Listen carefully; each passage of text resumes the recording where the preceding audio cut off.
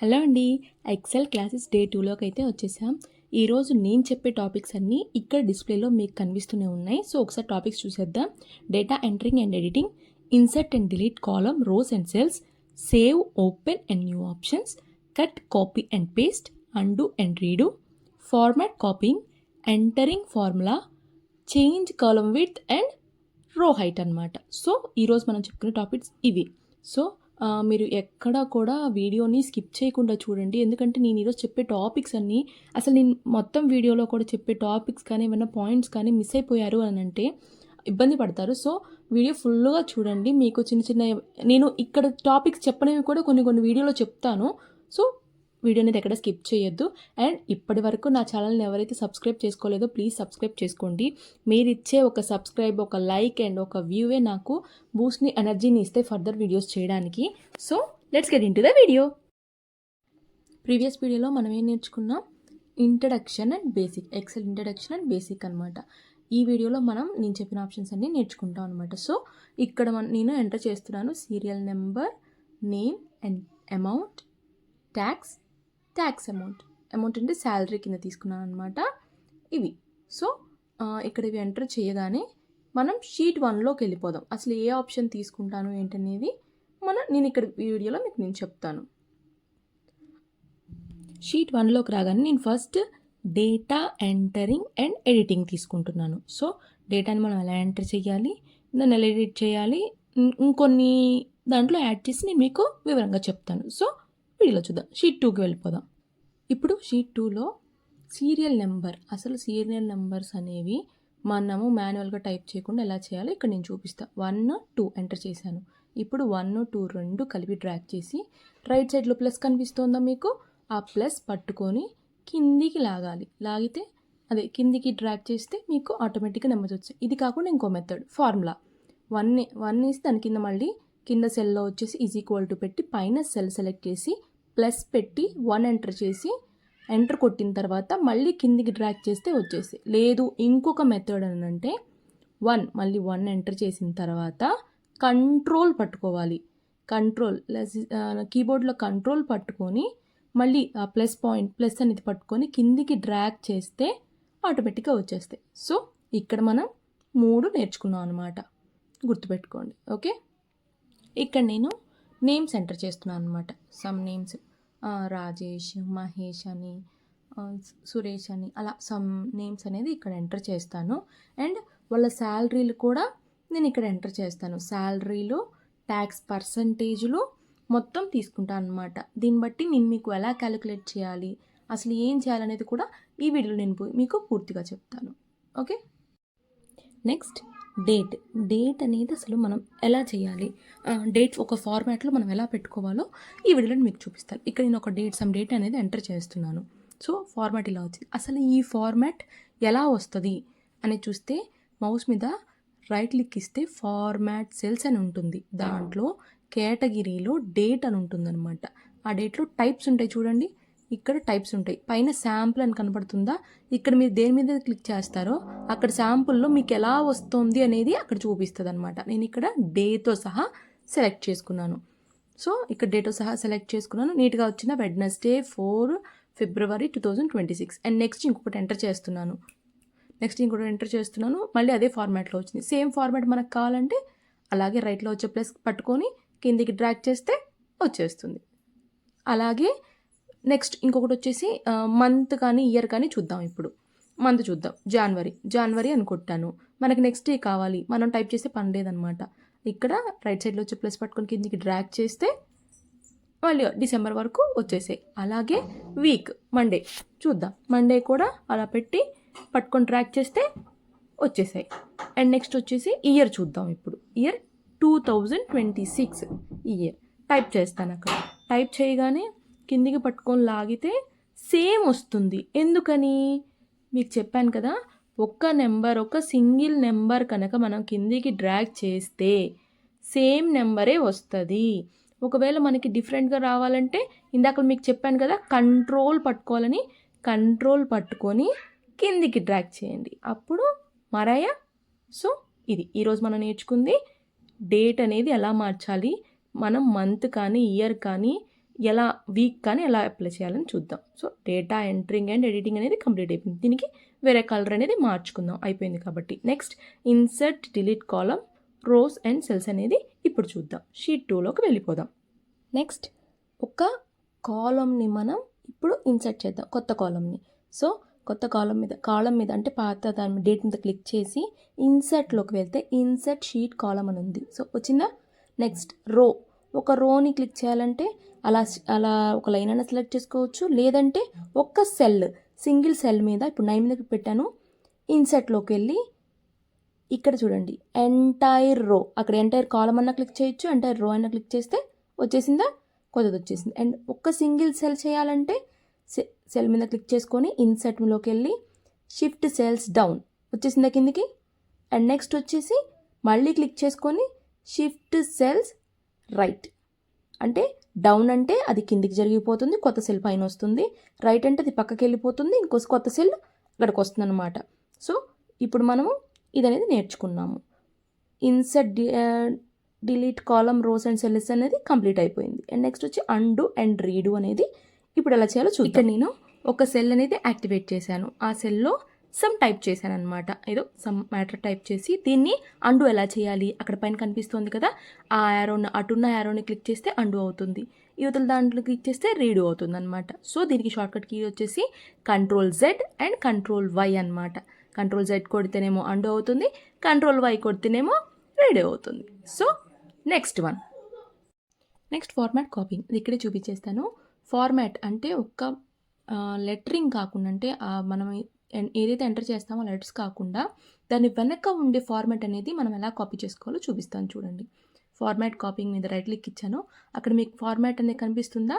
అప్పుడు అక్కడ కట్ అయితే ఎలా వస్తుందో అలా వస్తుంది. దాన్ని తీసుకెళ్ళి ఎక్కడైతే మనకు కావాలనుకుంటున్నామో అక్కడ క్లిక్ చేస్తే వెంటనే అది పేస్ట్ అయిపోతుంది అనమాట. సో దీన్ని ఫార్మాట్ కాపింగ్ అని అంటారు. నెక్స్ట్ మనం కంప్లీట్ చేసుకున్న డేటా ఎంట్రింగ్ అయిపోయింది, అండు అండ్ రీడు అయిపోయింది, ఫార్మాట్ కాపింగ్ అయిపోయింది, insert and delete rose and cells కూడా అయిపోయింది అనమాట. మొత్తం 4 టాపిక్స్ అనేవి మనం ఇక్కడ కంప్లీట్ చేసాము. నెక్స్ట్ వచ్చేసి ఎంటరింగ్ ఫార్ములా. అసలు ఫార్ములా ఎలా ఎంటర్ చేయాలో ఇప్పుడు మనం చూసేద్దాం. షీట్ 2లోకి వెళ్ళిపోయి ఆల్రెడీ మీకు నేను సీరియల్ నెంబర్లో ఫార్ములా ఎలా ఎంటర్ చేయాలో కూడా ఆల్రెడీ స్టార్టింగ్లో చూపించాను. అండ్ నెక్స్ట్ ఇప్పుడు ట్యాక్స్ అమౌంట్, అసలు మనం శాలరీ ట్యాక్స్ అమౌంట్ నేను నార్మల్ ఫార్ములా చూపిస్తాను, అంటే ఎలా అప్లై చేయాలో ఇక్కడ నేను నార్మల్గా చూపిస్తాను. ఎప్పుడైనా సరే ఫార్ములా అప్లై అవ్వాలంటే = అనేది ఫ్రంట్ పెడితేనే దానికి ఫార్ములా అప్లై అవుద్ది. నువ్వు = పెట్టుకుని నువ్వు ఎంత చేసినా కూడా నువ్వేం చేసినా ఫార్ములా అనేది అప్లై అవ్వదు అనమాట. సో ఇక్కడ = పెట్టాను, అక్కడ శాలరీ అమౌంట్ ఎంత ఉంది అంత అమౌంట్ నేను ఇక్కడ ఎంటర్ చేస్తున్నాను. ఎంటర్ చేసి ఇంటూ 10% వేస్తే దాని క్యాలిక్యులేషన్ అనేది మనకి ఇక్కడ చూపిస్తుంది. చూసేయండి.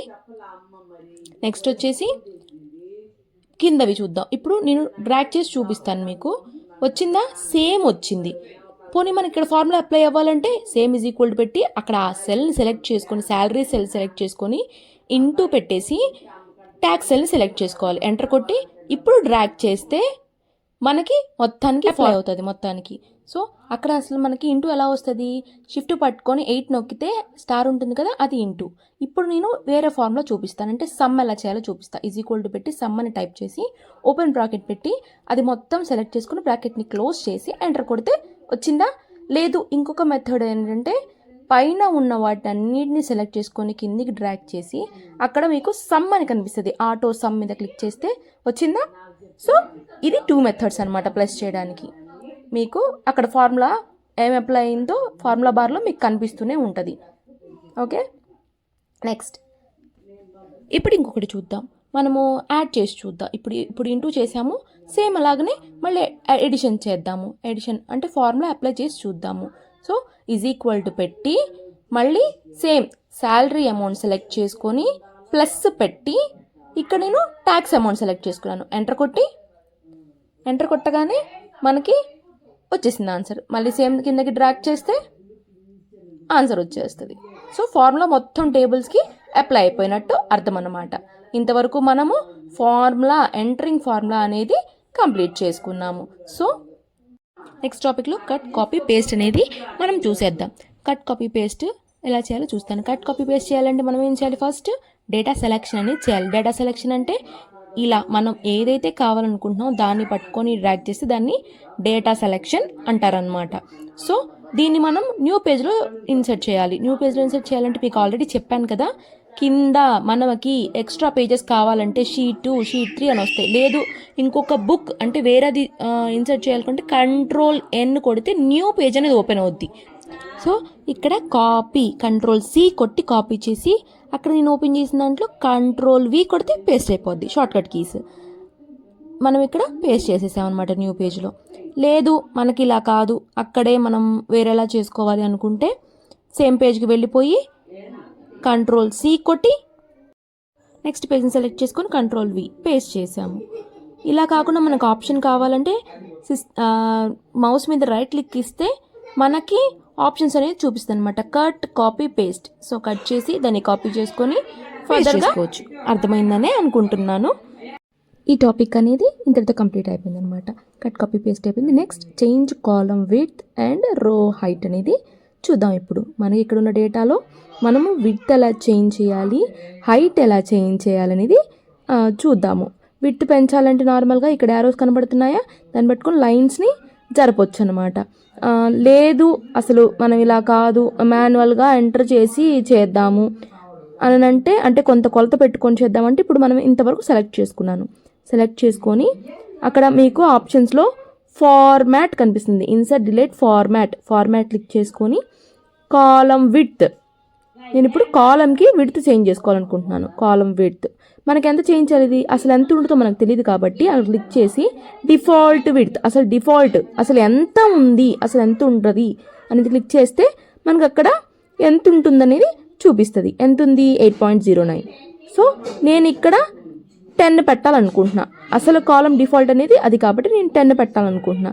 10 పెట్టగానే ఓకే కొట్టేస్తే చేంజ్ అయిపోయిందా. సో నెక్స్ట్ మళ్ళీ ఇది కూడా అలానే ట్రై చేసి చూద్దాం.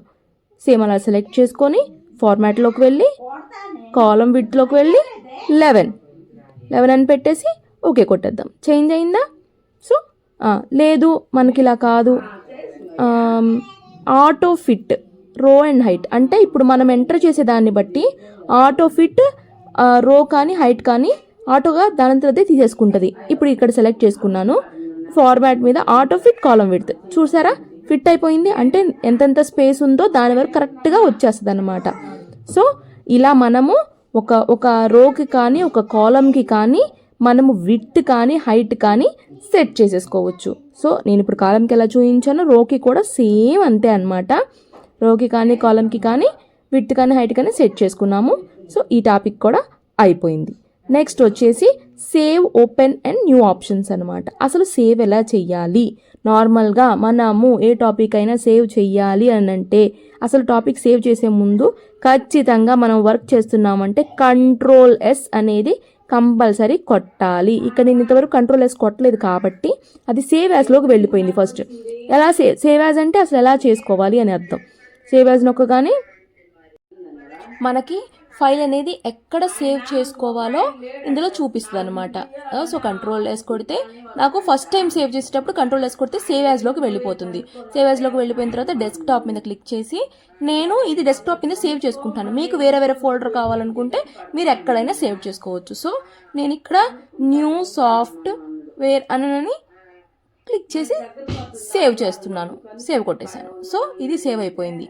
ఒకటి మాత్రం కేర్ఫుల్గా గుర్తుపెట్టుకోండి, ఎప్పుడైనా సరే వర్క్ చేస్తున్నామంటే మీ కొంత వర్క్ అయిపోయింది అంటంతోనే Ctrl+S అనేది కంపల్సరీ. నెక్స్ట్ వచ్చేసి న్యూ అనేది అసలు న్యూ ఫామ్ అనేది ఎలా ఓపెన్ చేసుకోవాలి మీకు నేను ఇంతకుముందు కూడా చూపించాను. Ctrl+N కొడితే వస్తుంది. లేదు అనంటే న్యూ మీద క్లిక్ చేసి ఫైల్లోకి వెళ్ళి న్యూ మీద క్లిక్ చేసుకుంటే న్యూ షీట్ అనేది ఓపెన్ అయిపోద్ది. అది కాకుండా మనకి ఏదైతే కావాలనుకుంటున్నామో అవి కూడా ఓపెన్ చేసుకోవచ్చు. ఓపెన్లోకి వెళ్తే అసలు మనకి ఏమేమి ఉన్నాయి, ఏం కావాలనేవి అక్కడ మనకు డిస్ప్లే అవుతాయి.